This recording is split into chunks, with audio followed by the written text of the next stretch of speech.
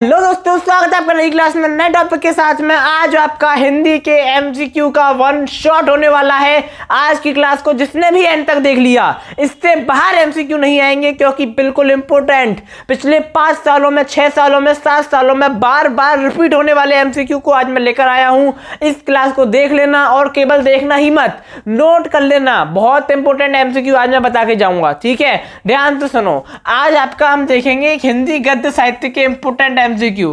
हिंदी गद्य साहित्य के देखने वाले हैं। आपके एमसीक्यू किस किस के आते हैं? एक तो हिंदी गद्य साहित्य में से पूछता है, एक हिंदी काव्य के साहित्य में से पूछता है। हम आज गद्य की बात करेंगे। आपके हिंदी गद्य साहित्य के पेपर के अंदर कितने एमसीक्यू पूछे जाते हैं? अरे बोलो भैया, अगर जहां भी बैठ के इस क्लास को देख रहे हो, बोलो। चीजों को बोलोगे तो ये याद होंगी, लंबे समय तक याद रहेंगी। कितने एमसीक्यू पूछे जाते हैं? आपके 5 एमसीक्यू पूछे जाते हैं गद्य में से और 5 पूछे जाते हैं काव्य में से। इन 5 एमसीक्यू को आज मैं आपके सामने लेकर आया हूं और ये 5 एमसीक्यू आपके फंस के रहेंगे, क्योंकि मैं यहां पर पूरे 40 मोस्ट इंपोर्टेंट एमसीक्यू की एक पूरी सीरीज बना के लाया हूं। अभी तो यहां पर कितने लिखे हैं? 14 एमसीक्यू मैंने लिखे हैं, लेकिन अभी एमसीक्यू और भी आएंगे और आपके लिए मोस्ट वांटेड एमसीक्यू आने वाले हैं। क्लास को एंड तक देख लेना, ठीक है? शुरुआत करते हैं। आपके 5 नंबर पक्के होने वाले हैं और एमसीक्यू का हिंदी के पेपर में इतना बड़ा रोल है कि आपके आने वाले 100 नंबर डिसाइड कर देते हैं ये एमसीक्यू, ठीक है ना? कैसे कर देते हैं वो मैंने बहुत बार बता रखा है, ठीक है? अब देखो, क्या भूलूं क्या याद करूं, किस विधा की रचना है, बिल्कुल अभी छाप के रख लो। कॉपी में लिख लो या माइंड में लिख लो, कहीं भी लिख लो। किसकी रचना है, किसकी रचना है, किस विधा की रचना है? तो आत्मकथा है। क्या है? विधा की आत्मकथा है। और रचना किसकी है? तो आपको याद रखना है, ये हमारे हरवंश राय जी की रचना है, ठीक है ना? किसकी रचना है? हरवंश राय बच्चन, ठीक है? आपको नाम याद रखना है।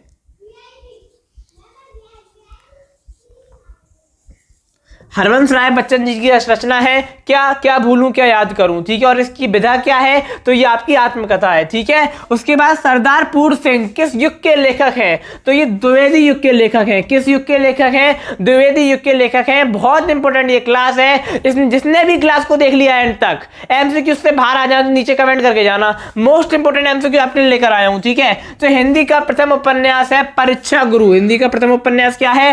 परीक्षा गुरु है। और जो हिंदी का प्रथम उपन्यास है वो किसने लिखा है? तो वो लिखा है आपके लाला श्रीनिवास दास ने। यहां पर एक क्वेश्चन नहीं, एक के साथ एक फ्री मिल गया, पक्के करते चलो, ठीक है? चौथा आपका है हिंदी की प्रथम कहानी। अब देखो, ये प्रथम वाले क्वेश्चन आप मान के चलो हर सेट में तो नहीं आएगा कोई भी क्वेश्चन, लेकिन हर साल 7 सेट बनते हैं, किसी ना किसी 1 से 2 सेट में आता ही आता है, ठीक है? तो आपकी जो हिंदी की प्रथम कहानी है, किसे माना जाता है? इंदुमती को माना जाता है। किसी में पूछ लेगा हिंदी की प्रथम कहानी किसको माना जाता है? इंदुमती को माना जाता है। और किसी सेट में पूछ लेगा कि जो आपका इंदुमती कहानी है उसके लेखक कौन है? तो वो कौन है? किशोरी लाल गोस्वामी है। कौन है? किशोरी लाल गोस्वामी। हिंदी की जो प्रथम कहानी है इंदुमती, उसके कौन है? लेखक है, ठीक है? उसका आपके बाद का छठा क्वेश्चन है स्कंदगुप्त, नाटक के लेखक। स्कंदगुप्त क्या है? आपका एक नाटक है। किसके द्वारा रचित है? तो वो जयशंकर प्रसाद के द्वारा लिखित है, ठीक है? एक आपका स्कंदगुप्त होता है, एक आपका चंद्रगुप्त होता है। दोनों आपके क्या होते हैं? जयशंकर प्रसाद के रचना है, ठीक है? आपको याद रखनी है। ब्राह्मण पत्र बहुत इंपोर्टेंट है। ब्राह्मण पत्रिका के संपादक प्रताप नारायण मिश्र, और उसके बाद आपकी हिंदी प्रदीप के संपादक हैं। अब देखो, हिंदी प्रदीप और आपका ब्राह्मण पत्रिका, इन दोनों के संपादक बहुत इंपोर्टेंट हैं। किसी सेट में हिंदी प्रदीप के पूछेगा, किसी सेट में ब्राह्मण पत्रिका के पूछेगा। तो जो आपके हिंदी प्रदीप है उसके संपादक कौन है? बालकृष्ण भट्ट जी हैं, ठीक है? आपको बहुत इंपोर्टेंट है, याद रखना है। आप मान के चलो यहीं से अगर आप पूरी क्लास को देखोगे, और इसके बाद एक और क्लास आएगी, यही देखो, ये तो आपके गद्य की है, उसके बाद काव्य की आएगी। इन दोनों वन शॉट्स को अगर देख लेते हो आप, ब्रह्मास्त्र वन शॉट है ये। आपको अगला वन शॉट संडे को देखने को मिलेगा काव्य का, ठीक है? इनको अगर आप देख लेते हो, कंप्लीट कर लेते हो, तो आप मान के चलो 99% चांस है कि आपके क्वेश्चंस यहीं से फंसेंगे। मैं इतने एक्सपीरियंस से कह पा रहा हूं। क्यों कह पा रहा हूं? क्योंकि मैंने रिसर्च करी है, बहुत सारे एमसीक्यू को देखा है और मेरा एक्सपीरियंस है, और साथ ही साथ में मुझे कुछ लगा जो आने वाले हैं, ठीक है? अनुमान जो जिसे कहते हैं, हैं, वो अनुमान लगाया है और ये अनुमान सटीक बैठेगा, ठीक है। और अनुमान सटीक ना बैठेगा तो पिछले PYQ तो सटीक बैठेंगे ही बैठेंगे, ठीक है। उसके बाद अजातशत्रु किस विधा की रचना है? अजातशत्रु तो नाटक है, अजातशत्रु क्या है? नाटक है। उसके बाद अजातशत्रु किसका नाटक है? तो जयशंकर प्रसाद जी का है। आपको याद रखना है, एक क्वेश्चन के साथ साथ दो याद करते हुए चलो।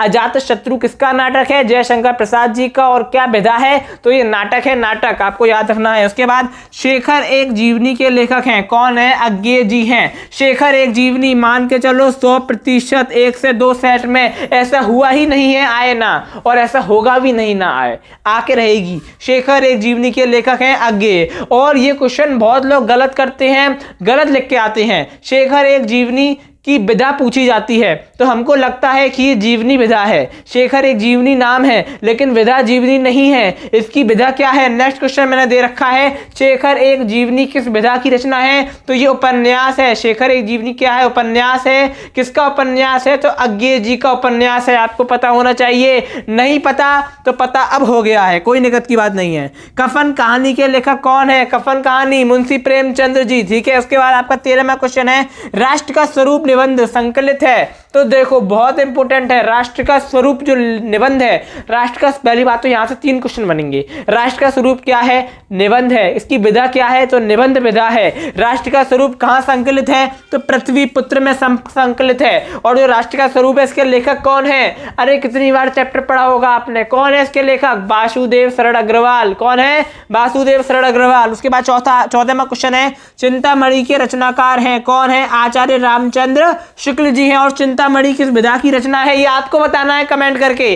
किसी चीज को तो सर्च करो, जिस चीज को सर्च करोगे वो चीज दिमाग में बैठ जाएगी, उसके बाद भूलोगे नहीं। कहीं से भी देख के बताओ, लेकिन नीचे कमेंट करके बताओ कि चिंतामणि की विधा क्या है। और चिंतामणि के लेखक तो मैंने आपको बता ही दिए, कौन है? आचार्य रामचंद्र शुक्ल जी हैं। ये यहाँ पर मैंने कितने क्वेश्चन आपको बताए? 14 क्वेश्चन आपको बता दिए हैं। अब चलते हैं 15वें क्वेश्चन की तरफ। नेक्स्ट 15वां क्वेश्चन है, हिंदी का प्रथम महाकाव्य माना जाता है। जो हिंदी का प्रथम महाकाव्य है वो किसको माना जाता है? तो वो माना जाता है आपका पृथ्वीराज रासो को, ठीक है ना। उसके बाद एक और चीज यहीं से निकल के आती है, जो आपका पृथ्वीराज रासो है, इसकी रचयिता कौन है? तो जो पृथ्वीराज रासो है, इसके रचनाकार कौन है? चंद्रबरदाई। कौन है? चंद्रबरदाई, ठीक है ना। किसी न किसी सेट में चंद्रबरदाई आ जाएगा या फिर पृथ्वीराज रासो पूछ लेगा, कुछ भी पूछ सकता है, ये टॉपिक आता ही आता है, ठीक है। उसके बाद आपका है विनय पत्रिका किस काल की रचना है? तो वो भक्ति काल की रचना है। अब ये थोड़ा सा यहाँ पर हिंदी काव्य साहित्य के इतिहास से रिलेटेड क्वेश्चन आ गया बीच में, कोई दिक्कत नहीं है, 2 से 3 आ गए हैं तो आपको क्या करना है? पढ़ लेने, यहीं पर समझ लेने हैं, ठीक है। बाकी सब हम गद्य के ही पढ़ेंगे। उसके बाद विनय पत्रिका के रचनाकार कौन है? तुलसीदास जी हैं। उसके बाद सुमित्रा नंदन पंत जी को चिदम्बरा कृति पर पुरस्कार मिला था। अब यहाँ पर ये काव्य से रिलेटेड क्वेश्चन आ गया है बीच में, लेकिन आपको यहीं से देख लेना है ध्यान से, ठीक है। जब हम काव्य वाले देखेंगे तब चर्चा करेंगे ही करेंगे, गलती से यहाँ पर आ गए हैं, ठीक है। तो सुमित्रा नंदन पंत जी को चिदम्बरा कृति पर पुरस्कार मिला और सुमित्रा नंदन पंत जी को कला और जो बूढ़ा चांद है उस पर पुरस्कार मिला। इन दोनों के जो पुरस्कार है वो आपको याद रखने हैं। इस पर मिला था भारतीय ज्ञानपीठ पुरस्कार, कला और बूढ़ा चांद पर मिला था साहित्य अकादमी पुरस्कार, ठीक है ना। अगला क्वेश्चन है आपका, तार सप्तक का प्रकाशित हुआ, मैंने यहीं पे इंक्लूड कर दिया है। तो तार सप्तक वाले जितने भी क्वेश्चन होते हैं सब इंपोर्टेंट होते हैं। या अगर आपसे पूछे प्रथम तार सप्तक तो आपका वो 1943 में हुआ। अगर पूछे केवल तार सप्तक तो वो भी 1943 में हुआ। अगर पूछे द्वितीय तो 1951, तृतीय पूछे तो 1959, चतुर्थ वैसे पूछता नहीं है वरना मैंने लिख दिया है 1979। और इन सब भी तार सप्तक के रचनाकार कौन है? हमारे अज्ञेय जी हैं, ठीक है। आपको याद रखना है, यहाँ से आपके बहुत सारे क्वेश्चन बन सकते हैं, अगर आपने ध्यान से नहीं देखा तो दिक्कत हो सकती है। खड़ी बोली की प्रथम रचना किसे माना जाता है? तो जो खड़ी बोली की प्रथम रचना है वो माना जाता है चंद छंद वर्णन की महिमा को। और इसके रचनाकार कौन है? तो कवि गंग इसके कौन है? रचनाकार है। अगली आपका क्वेश्चन है, अजातशत्रु के रचनाकार, बहुत इंपॉर्टेंट और सिंपल सा है, इससे पहले भी शायद आया था। अजातशत्रु के रचनाकार कौन है? जयशंकर प्रसाद हैं। और अजातशत्रु क्या है? तो आपका नाटक है। आपका 24वां क्वेश्चन है, हिंदी का प्रथम यात्रा वृत्तांत कौन सा है? तो वो है आपका सरयू पार की यात्रा। अगला आपका क्वेश्चन है जन्मेजय, ठीक है। जन्मेजय का जो नाग यज्ञ नाटक है उसके रचनाकार कौन है? तो वो भी जयशंकर प्रसाद हैं। जयशंकर प्रसाद की बहुत सारी रचनाएं हैं जो कि बहुत इंपॉर्टेंट होती हैं और आती हैं तो आपको ये मिस नहीं करनी। उसके बाद अगला है श्रृंगार रस मंडन के रचनाकार कौन है? तो गोस्वामी विठलनाथ हैं। उसके बाद नीड़ का निर्माण फिर नीड का निर्माण फिर के लेखक कौन है? हरवंश राय बच्चन जी हैं। उसके बाद 28वां है नाभा दास। अब देखो यहाँ पर मैं 2 इंक्लूड कर दिए हैं जो आपके नाभा दास हैं, ठीक है ना। पूछेगा अष्टयाम के रचनाकार कौन है? तो नाभा दास है। पूछेगा प्रेम सागर के रचनाकार कौन है? तो लल्लू लाल है। प्रेम सागर के कौन? लल्लू लाल। आप अष्टयाम के कौन? नाभा दास। अष्टयाम के कौन? नाभा दास, ठीक है। अब हम लोग देखेंगे नेक्स्ट एमसीक्यू को। अब हम लोग समझेंगे 29वां क्वेश्चन है बाजे पायलिया के घुंघरू किसकी रचना है? तो ये आपके कन्हैया लाल मिश्र प्रभाकर जी की रचना है। देखो यहाँ पर मैंने जो भी रचनाएं लिखी हैं सारी की सारी रचनाएं नहीं, तो भी आपके क्वेश्चन है एमसीक्यू हैं, चाहे रचना वाले हों, चाहे विधा वाले हों, चाहे सन वाले हों, सब इंपॉर्टेंट हैं। और ये ऐसे क्वेश्चन हैं जो आपके पेपर में सीधे आते हैं, कोई इनमें हेरफेर नहीं होता। वैसे तो हम कहने को 40 यहाँ पढ़ रहे हैं, लेकिन मैंने आपको बीच बीच में ज़्यादा बता के कम से कम 50 से 60 के बीच में मैंने आपको क्वेश्चन करवा दिए हैं। और अगर आप ये पढ़ लेते हो तो बहुत अच्छे चांस हैं कि आप इन्हीं में से पेपर में क्वेश्चन आएंगे और आप 5 आराम से सही करके आओगे, ठीक है ना। काफ़ी रिसर्च लगी है इसके पीछे, वरना आपको ज़्यादा से ज़्यादा प्रैक्टिस करनी है और वो मैं भी करवाऊंगा, कोई दिक्कत की बात नहीं है। जितनी ज़्यादा प्रैक्टिस करोगे इनकी उतना बढ़िया रहेगा, ठीक है ना। अभी तो शुरुआत है, अभी हम 100 क्वेश्चन की आपके लिए मैराथन लेकर आएंगे जिसमें बार ये क्वेश्चन रिपीट होंगे। उनसे क्या होगी? प्रैक्टिस होगी तो मजा आएगा, ठीक है। और मैं आपके लिए क्या कर रहा हूँ, एक बहुत बड़ी एक पूरी सीरीज तैयार कर रहा हूँ क्वेश्चंस की, जो मुझे लगता है मोस्ट चांस है आने के इस प्रकार के क्वेश्चंस की। और ज़्यादा नहीं, 100 क्वेश्चंस की सीरीज तैयार कर रहा हूँ। अगर आप कमेंट करोगे तो वो 100 क्वेश्चंस, इसमें से भी बहुत सारे क्वेश्चन इंक्लूड होंगे, तो वो 100 क्वेश्चंस आपको मिलेंगे बहुत जल्द, ठीक है। 100 क्वेश्चन का एक वन शॉट होगा जो पूरे हिंदी का होगा, उसमें गद्य भी होगा, पद्य भी होगा, यानी गद्य भी होगा, काव्य भी होगा, आपका दोनों चीज़ों को इंक्लूड करके। कमेंट करके बताओ ऐसा वन शॉट आपको चाहिए क्या नहीं चाहिए, ठीक है। ध्रुव सामनी की गद्य विधा है, यानी कि जो ध्रुव सामनी है उसकी विधा क्या है? तो ये नाटक है। और ये नाटक किसका है? तो आपको याद रखना है ध्रुव स्वामी का नाटक किसका है? जयशंकर प्रसाद का है, ठीक है ना। जैसे मैंने आपको बताया, ऐसा करके हम पढ़ते जा रहे हैं तो ज़्यादा ही तैयार हो रहे हैं क्वेश्चन हमारे। कहने को ये 40 हैं, लेकिन हम ज़्यादा ही तैयार करते जा रहे हैं, तो ये हमारे लिए बेनिफिट है, ठीक है ना। उसके बाद कल्प वृक्ष के लेखक कौन है? तो जो आपका कल्प वृक्ष है उसके लेखक हैं वासुदेव शरण अग्रवाल। आपका पहला ही चैप्टर आपको पता होना चाहिए। आवारा मसीहा के लेखक कौन है? तो वो कौन है? विष्णु प्रभाकर हैं। और जो आपका आवारा मसीहा है वो क्या है? एक जीवनी है। वो क्या है? जीवनी है, आपको पता होना चाहिए।